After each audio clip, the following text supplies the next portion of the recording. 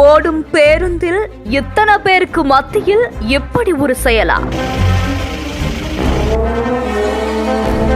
நல்லவங்க மாறி பக்கத்துல உட்கார்ந்து பெண்ணுடைய பர்சை களவாடிய சாமர்த்திய பெண். 2 சவரன் நகை பணம் திருடிய பெண் பல மாவட்டங்கள் கடந்து சிக்கியது எப்படி?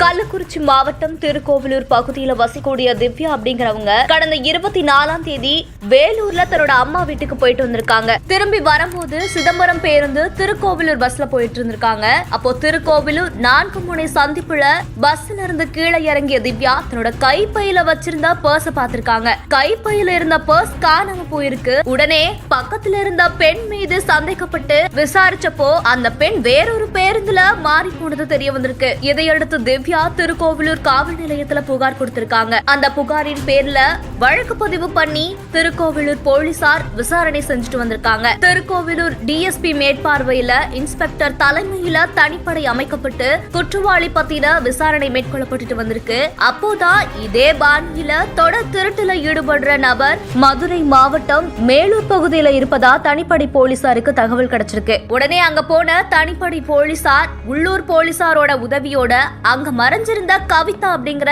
பேச்சியம்மாளை பிடிச்சு திருக்கோவிலூர் காவல் நிலையத்துக்கு கூட்டிட்டு வந்து விசாரணை செஞ்சிருக்காங்க.